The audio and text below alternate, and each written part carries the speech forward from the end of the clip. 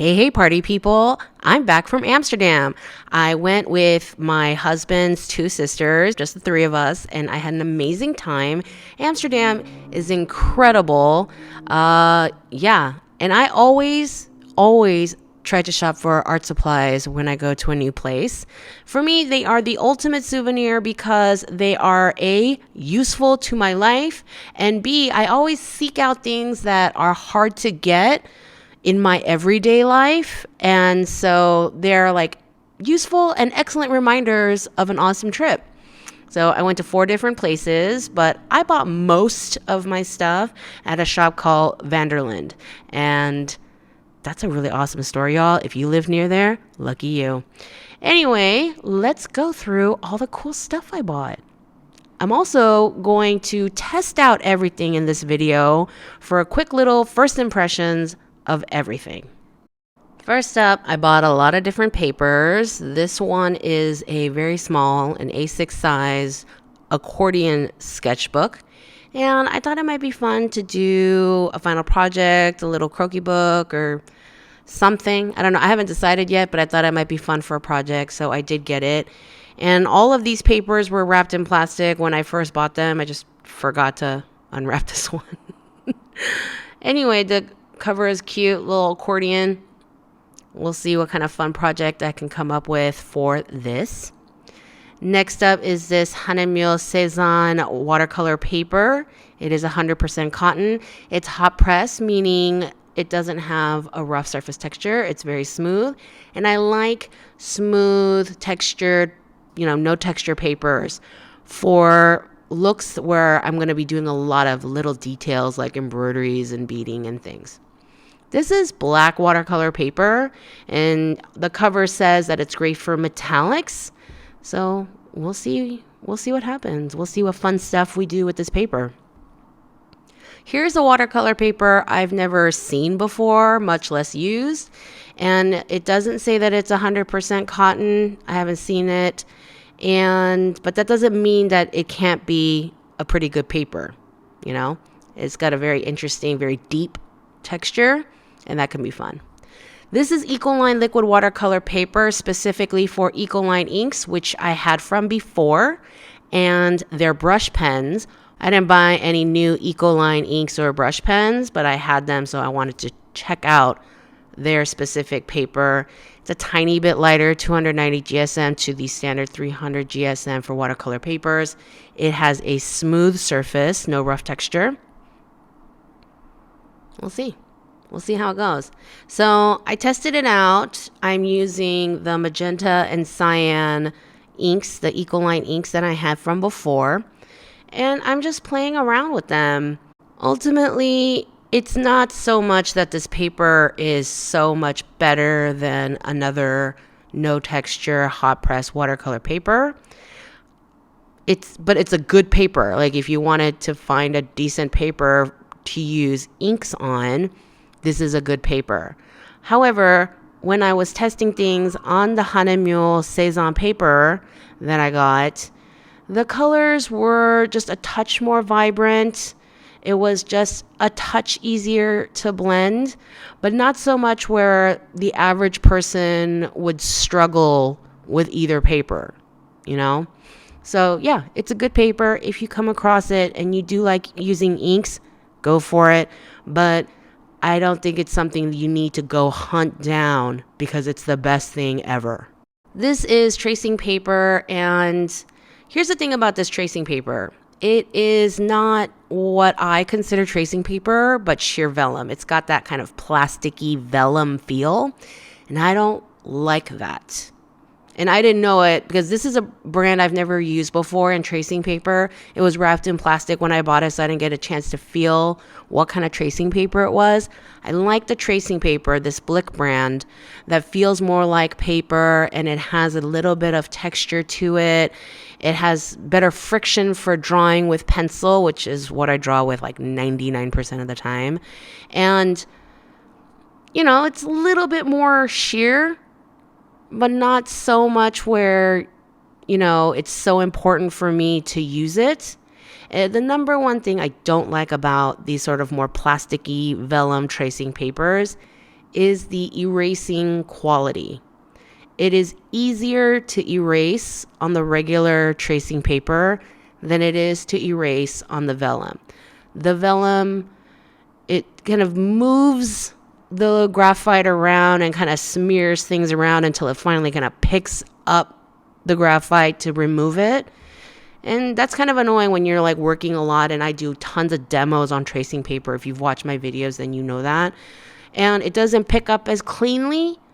So, that's a thing. If you're someone who doesn't draw with a ton of pencil or always draws with extremely light, like 2H pencils, you use fine liners or gel pens to draw on vellum, maybe that's not a concern for you. But it is for me because I draw with darker pencils so they show up on camera. I typically use a B or a 2B pencil so that y'all can see on camera.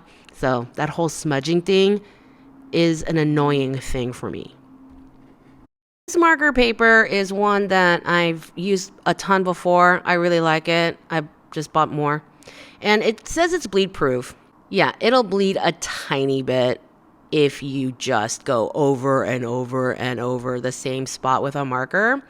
But if you just use kind of a few layers like you would in a normal rendering, then yeah, it doesn't bleed. So I do like this paper quite a bit. I bought 2 books while I was there. This is from the Tasse Museum of Bags and Purses in Amsterdam. Great little museum, chock full of history and eye candy and really great exhibit. And so I bought the exhibition catalog. So much great stuff. Look at all these bags. So awesome. And then the other book I bought is Fashionable Selby, and I think Todd Selby had like a really popular blog for a while. I don't know. I'm not really clear on those details, but basically this person ran around and photographed people, creative people in their environment and their work and compiled them in this book, and it just looks great. Looks like a great book to explore, seeing how people work, and you can see, kind of see their design process and their thought process in their work environments. A lot of these places are so messy that I probably couldn't work in them, but yeah, different strokes for different folks. I bought 2 watercolor brushes in a size 2 and a 4 sable brushes from 2 different brands because they have such short hairs and I like that for control. So this one is a Rembrandt, this one is a Da Vinci. And these are Pilot poster paint pens, and I think that they are supposed to compete against the Posca pens. And okay, first of all, getting them to release the paint, like, do you see me on screen how I just struggled and shook and did the stabbing thing you're supposed to, like, I was at it for a while. So that was annoying, but don't let that deter you because I did play around some with them and they are quite comparable to the Posca pens. So if they don't have the Posca pens near you or you find that the pricing is better, go ahead and try these out. They're, these pens, they're poster paints. They're supposed to be opaque. They are water-based. They are supposed to be like kind of like a cheaper version of gouache. And yeah, they're supposed to be opaque, but the lighter colors, they just aren't. I love using my white Posca paint pens to add shine spots, to add sparkle crosses, that sort of thing. You can use these pens to add polka dots, add tweed speckles, that sort of thing. And yeah, so like light pinks, baby peaches, that sort of thing. They're not going to be super opaque. They will be if you're just doing stamping spots. But yeah, they're both equally not quite opaque. I did test the black paper with some metallics I had at home, a Pentel brush pen with gold, and a Faber-Castell metallic marker in silver. The brush pen, I don't know, maybe I was having a cranky day, but it didn't look great. But the silver pit pens, the silver markers, I thought looked really good. Next up are these watercolors that I bought, brands that I haven't seen around that much in the stores near me. This is from Schminke. These are from Van Gogh, you know, well, however you want to pronounce that, how much you want to cough that name out. And these are from Old Holland. And let's test them out. For this, I'm going to use a paper I already enjoy. This is Winsor & Newton cold press watercolor paper. And I'm going to be using a brush that I already own, the Escoda Sable Round in a size 10, along with the two short number 4 and number 2 brushes that I bought on this trip. First up is the Van Gogh Davies Gray. I don't know what that's supposed to reference, who Davy is. And the second one is the Van Gogh Dusk Yellow. And they both have pretty intense granulation going on. The Dusk Yellow more so than the Davies Gray. But I like it. I think it looks cool. I can see myself utilizing the granulation to create some cool effects. But you know, the more you water them out, the less you see the granulation. So if you don't like that so much, you know, that's just granulation. It is controversial. Some people love it. Some people hate it. So just to know that that's happening with those colors is just information in your pocket. Next up are these Old Holland colors.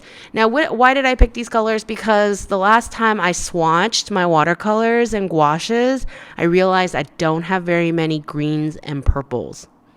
And I don't know how that happened. Whatever. So I just have it in the back of my mind that when I'm buying new colors that I should be pulling greens and purples. And there were just so many different and cool greens to choose from. Now, this Old Holland green, do you see how jelly it looks? And it had kind of separated in the tube, and I had to really mix it before I could start using it. Later on, you'll see that it also takes a long time to dry because of that weird gel consistency. And I did not have this happen with the purple color or the neutral tint color, just the green one. And it's a little bit gross. But look at the color. It's still beautiful. It still paints well. And it's very pigmented. I can just keep pulling the color on and on and on and on. And some of that is because the brush is so good that it holds so much color in the brush head, like for that much color. And some of that is the watercolor itself. I've seen these neutral tints before, and they call them neutral tints, and they always end up being like a purplish gray. And I don't know what that's all about. But just be aware that when you come across paint or ink that says that it's neutral tint, it's a purple gray. And that's not particularly neutral, but whatever. And then these are the Schminkes. This is the Van Dyke Brown, which I think is a stunning cool tone brown. And the last one is a permanent green. The color is incredible. I love this. It's great. I'm pretty happy with my purchases. But yeah, just to know, the thing about the purple though, do you see the sparkles? Do you see there's like some shimmer to it, like it's some kind of eyeshadow? Like, I don't know. Yeah, I don't know why there's shimmer to the purple.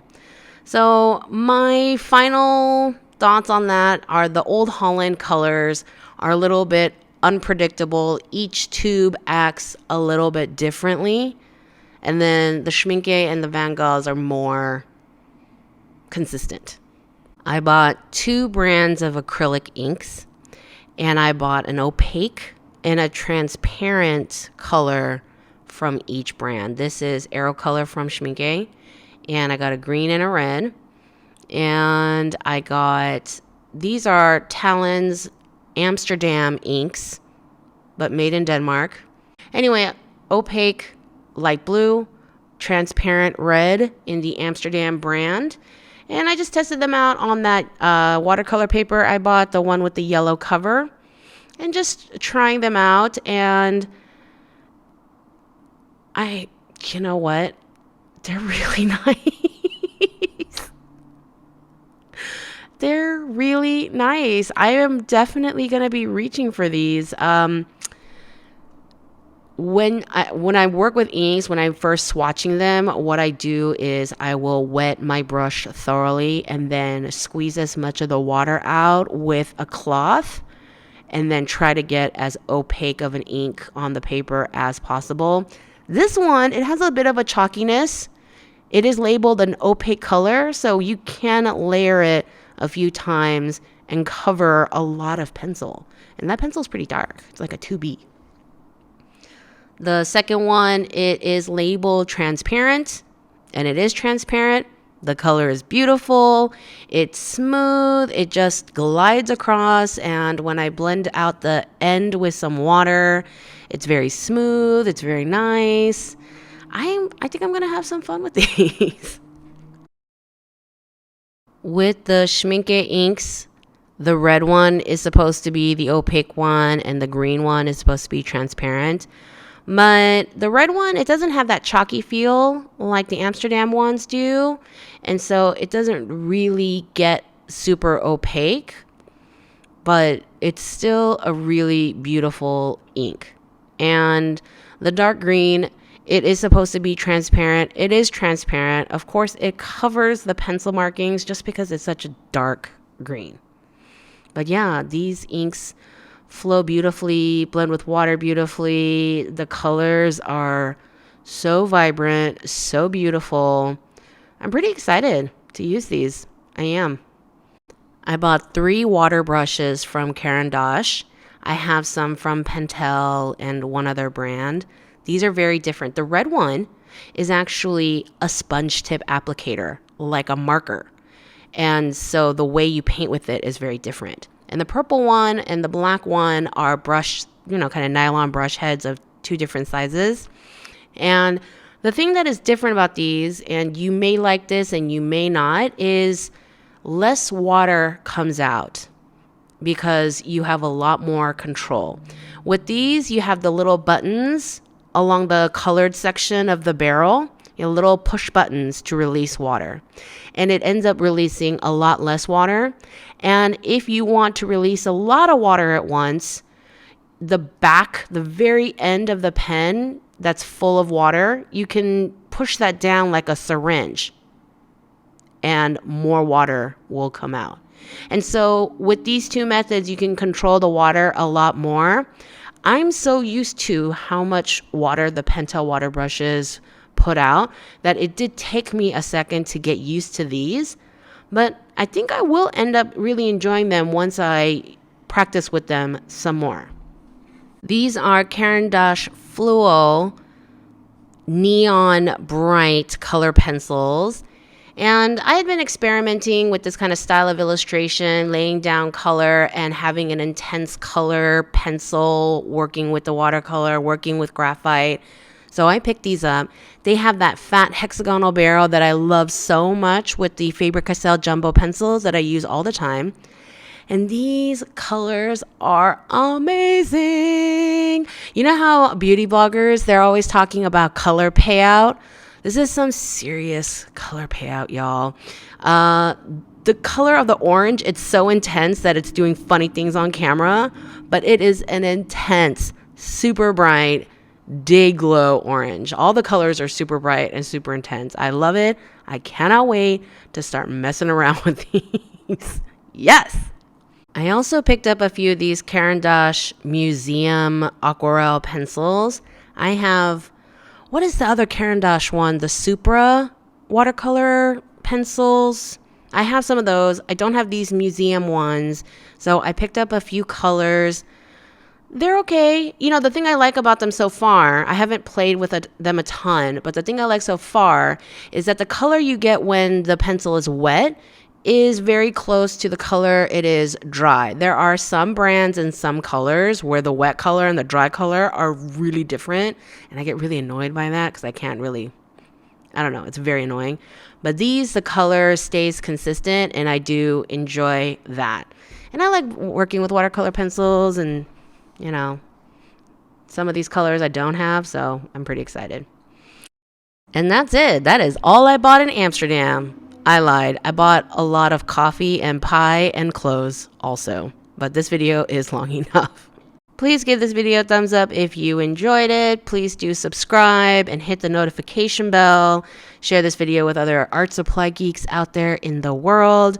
Hit the description box for links to related videos and links to my shenanigans and what have you. And I will see you in the next video.